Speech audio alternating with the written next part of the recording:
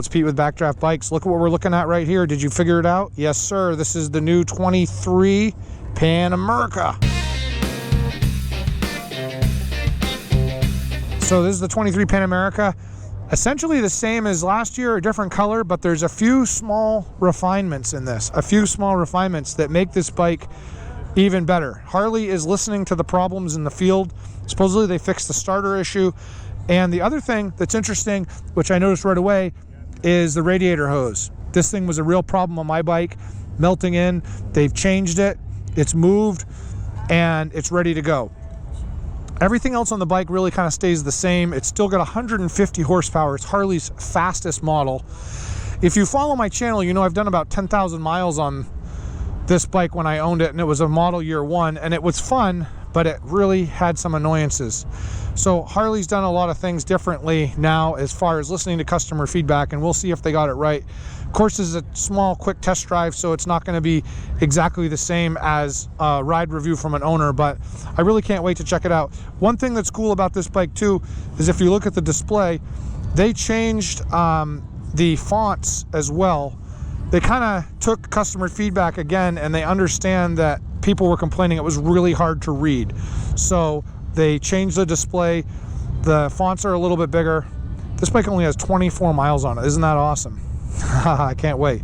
Just a couple more quick facts. The way this bike is set up, it's $21,049, plus it has obviously delivery fees and such associated with it. But lightweight, 1250, liquid cooled, a really fun bike.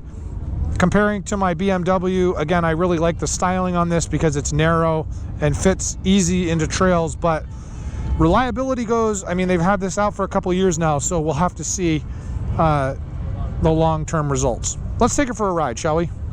Wow, that fuel pump sounded awful.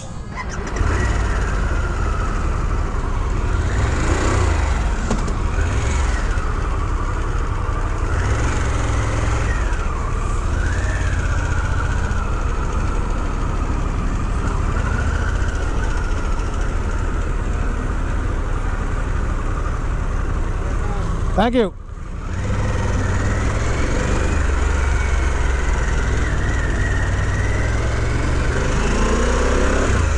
All right, Pan America, you evil mistress, you. I love these bikes. They're so much fun to ride. So, it's been a little while since I've been on one of these. I really like them. They've made, like I showed in my other video, they've made some subtle improvements to where they were when they first came out 2 years ago. But overall, the bike is an unbelievable platform. With a few minor tweaks, this bike would be insane. And it has so much power, and it handles really well for a big sport bike, dual sport adventure. It acts like a giant sport bike, that's for sure.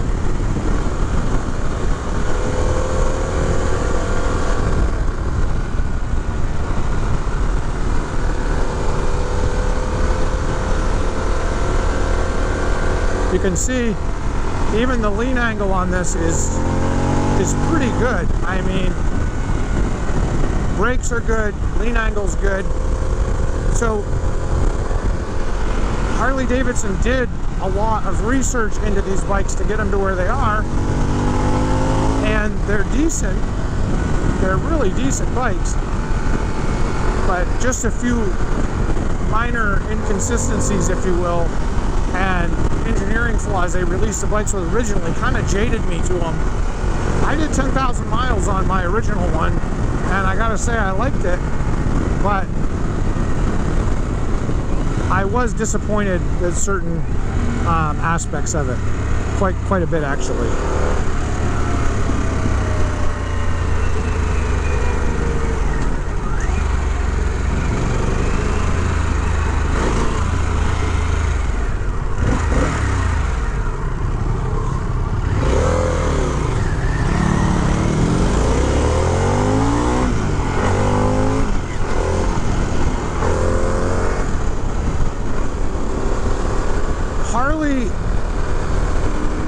listen to the customers in some aspects and ask them to try to fix some of the problems.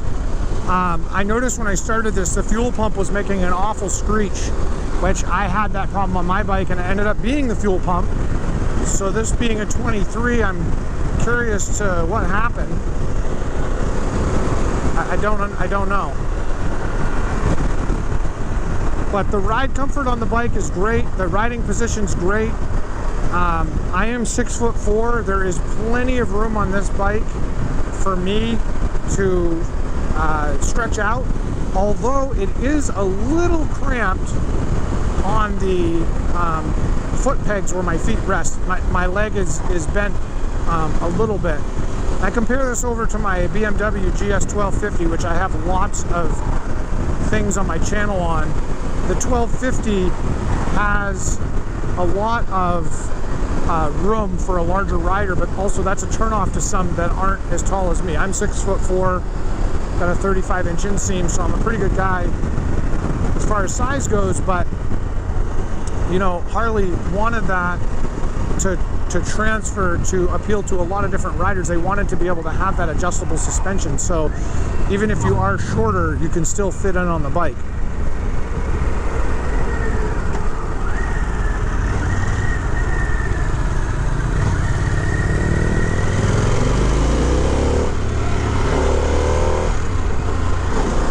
So this is the special, so it has the adjustable suspension. When you get into a corner, it stiffens up a little bit based on your lean angle. It has an adaptive headlight. As you turn, you'll see it light up when it's dark out. The bike comes with a steering damper from it factory. It's even, actually it is an Öhlins, so they're not cheesing out on the components. The downside to the suspension package, Harley marketed that as like, we're the only ones that has electronically adjusted suspension and the first for an adventure bike.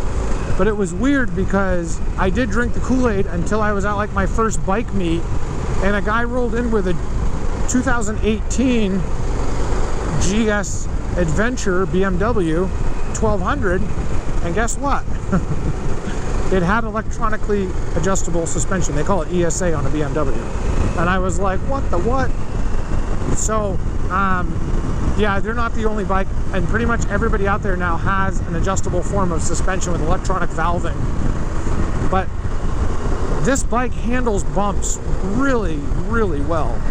The ride quality on this bike, in my opinion, is the best of any Harley on the market.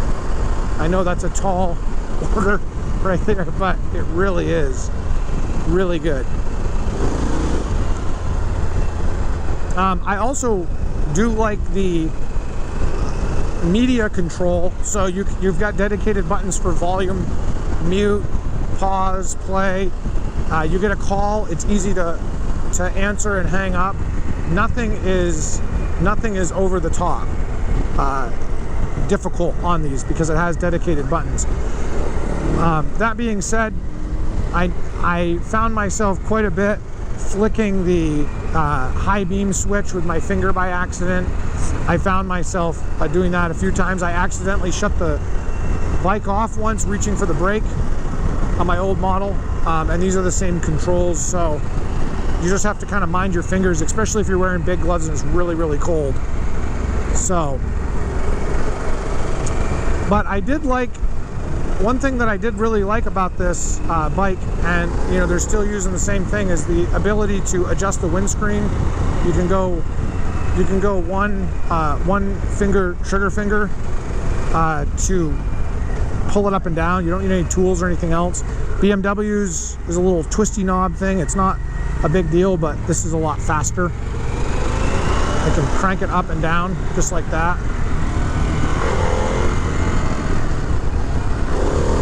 These engines have a funny noise to them, I'm telling you. It sounds kind of like a bag of marbles. But I guess it's the normal engine sound.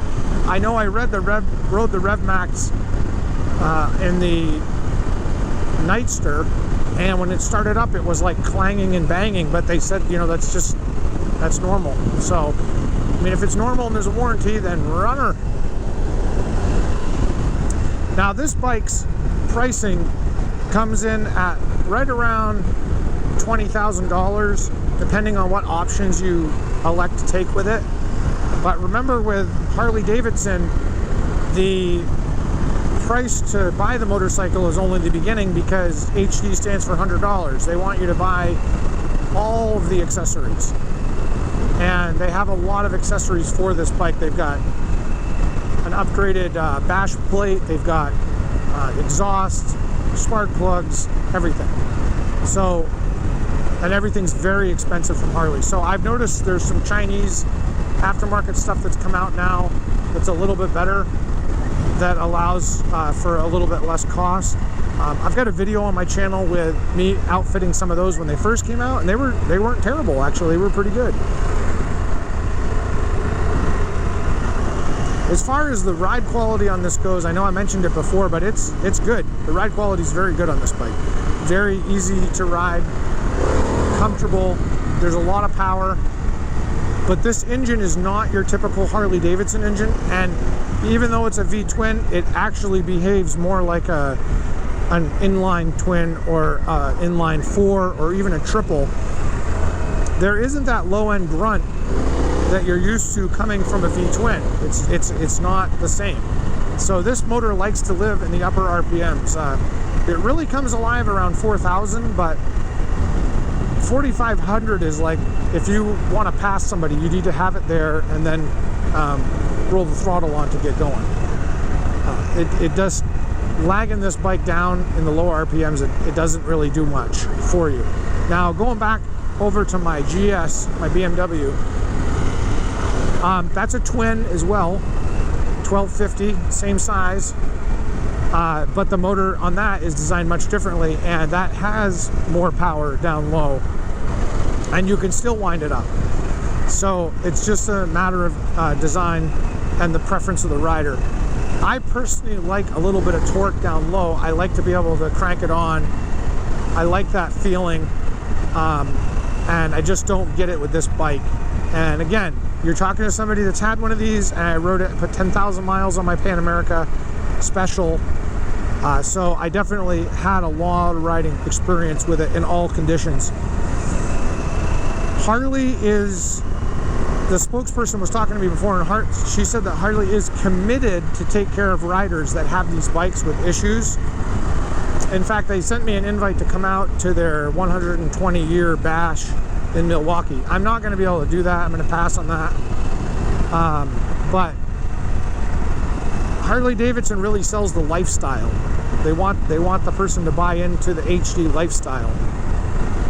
If you're interested in riding bikes and not being part of a club, then there's other options out there that do better and are time tested. If you're a Harley Davidson rider and you want a different type of style on a bike, then this is a great option for you.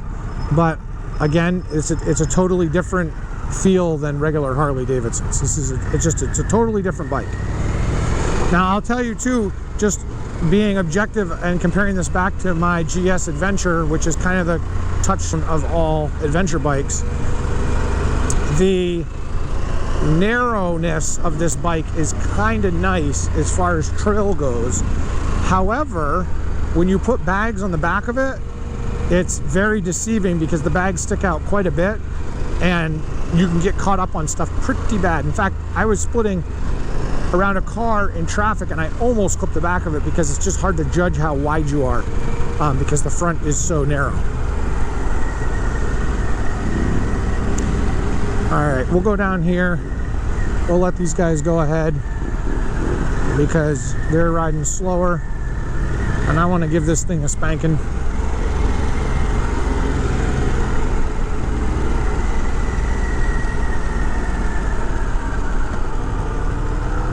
So I'm in sport mode on this bike right now. Here we go.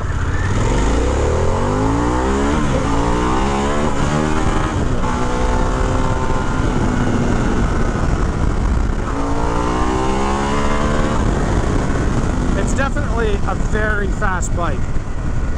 Very, very fast. Getting on the throttle like that, this bike wants to come up and wheelie on you. You can feel the front end go, ha. I don't like that.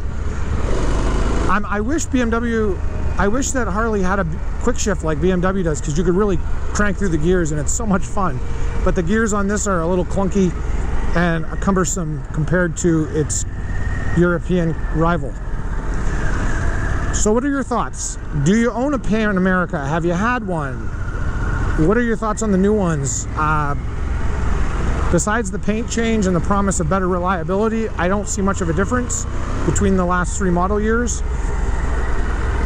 Still a fun bike, still a lot of power, but you know, expensive and limited as far as reliability goes.